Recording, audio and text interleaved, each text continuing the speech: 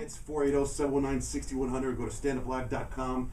You got the radio background. You got the E. What do you got? You're all over. E! News, Chelsea lately, started to stand up. I just, one of my shows sold to a network today, so I'm producing 5 TV shows. What's the show? I can't say yet because they got to announce it. Give us a hint. I can't say got to announce, but I do like family type of shows, reality family type of shows. So I have like 5 families that networks are actually looking at right now. So it's great. And you represent 5 families? I find the families and then I sign them to production companies. Oh, so you just sold the show not about you, it's about... Oh, no, yeah.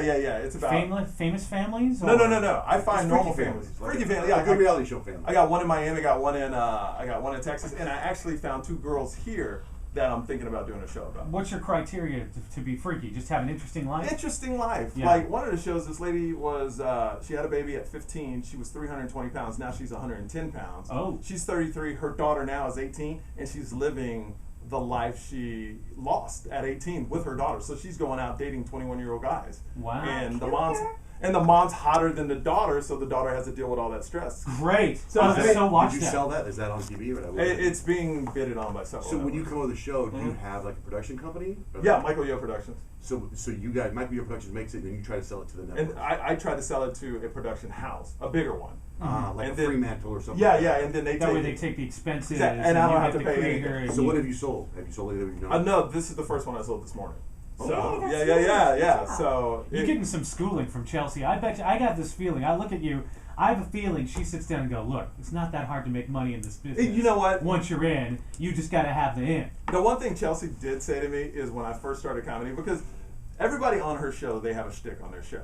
But then she's very nice off the show. And she's an amazing person off the show. And she was like, look, it's unheard of that a person can do comedy for a short time as you have and do 20 minutes and do 25 minutes. Oh, and yeah. She's like, you have a natural talent. And she sends people out to check. You know, like 2 days ago, I did a showcase and I did 25 minutes and her like main person was there and blown away. So I think radio people can do it because we're used to talking. We don't care about reactions because we never get them. We're in a room. You know what I mean? So it doesn't affect us if nobody laughs. You just pretend the audience is not there? Yeah. You don't feed off them at all? You do when you're funny. Okay, when you're not, it doesn't matter. Yeah, you know, when you're funny, you definitely feed off. You're saying you do your comedy and nobody laughs. No. They laugh all the time. But why it's easy, I think, for radio people is because, not easy, I don't want to use that word because it disrespects comedians, but why it's an easier transition for us is because we have funny stories that we can tell, and I tell real stories. I don't tell jokes. You know, about the chicken. I don't do that stuff. You tell chicken jokes? No chicken jokes. No chicken jokes. I love chicken, but no chicken jokes. I tell stories about growing up being a half black and Asian, and my parents own a Jewish deli. So, and that's real in Houston, Texas. Well, that's a reality show right there, dude. Exactly, and it already writers for my stand-up are coming and want to do a sitcom about it. It's got to be a sitcom. So that's what it's about. You know, when I do stand-up, I want people to know about me. A lot of comedians, very funny, but you know nothing about them when you leave the show. What's interesting is I don't know how relatable your story is, but it's fascinating. And I think that's kind of what makes the reality shows that work kind of cool. Like I watched that Ice Road Truckers. Never been on an ice road truck. Exactly. But there's something fascinating. It's so outside of the realm of normal. That's kind of what makes it kind of cool. Everybody has parents. Yeah. No matter if my dad is black, my mom's Korean, and they met when he was stationed over there. But it's why a deli? Huh? Why a deli of all things? Well, my dad has a PhD in nuclear physics, and he worked for Exxon in development. Of course, he opened a deli then. Yeah, but of course. I know, right? It's the best sandwich in the world. But he couldn't work for people. He couldn't take orders from people, so they just decided to open restaurants, and they bought a Jewish deli. Where? In Houston. Where in Houston? On Jones Road in 1960. Oh, nice. So, and my mom works a drive-through, you know. It's a drive-through deli? Yeah. That's awesome.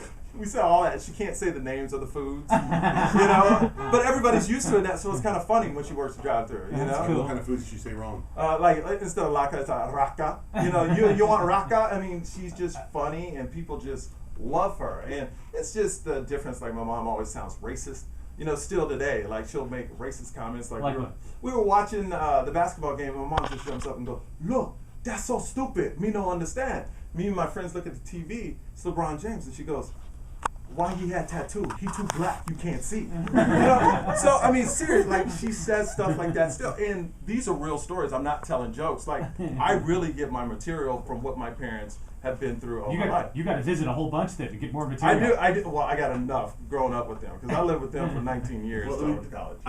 We try to, when we interview people, we just interview them and have fun. And Yeah. I try not to look at your bio, but I happened to glance over it, and I just freaked out. Are you stalking me? Yeah, we were on Justin and Kelly. You were in that American Idol movie, dude? Oh my You god. did not bring that up. You talk about starstruck. What were you on Justin and Kelly? I love that movie. You did not Were bring you that dancing? up. Were you one of the dancers on the beach? No, I was the DJ.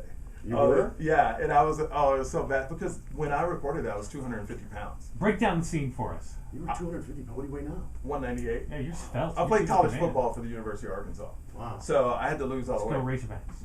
Razorbacks, Woo Pig Suey.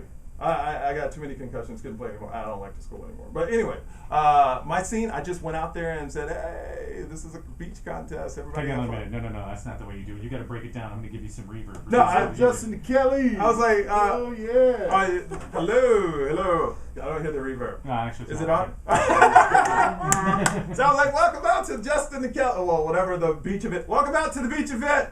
This is your chance to win a contest. We're looking for the hottest body, blah, blah, blah, blah, blah. And then everybody runs into the beach. Is that Justin Guarini? Kelly didn't win that contest. I take it. Not at all. Not at all. Kelly But you know what was did not. crazy? What was crazy was I was actually on set for a day, and it was the most money I ever made. And Whoa. yeah, it was I mean, I worked in radio. Yeah. And I was just got hired in Miami. So and they gave me a trailer and all that. And I was You had like, your own oh, trailer? Yeah. For yeah. one line? For one line. I was like, this is the life. And you didn't actually have to spin the music, right? No. I just acted like I was a DJ. I was like, hey, Is it so. on YouTube? I'm gonna look you up. No, don't. No, I've never seen it. I've never. You've never seen the I've scene? never seen the scene. We No, gotta put it and on I'm YouTube. petrified, and I get calls randomly from my friends like, hey, did you know you were in Justin and Kelly? I was like, yes, I knew I was in. Did And I you didn't know you were I know. You know what's going to happen though, Spielberg. You always hear that's how Spielberg finds somebody.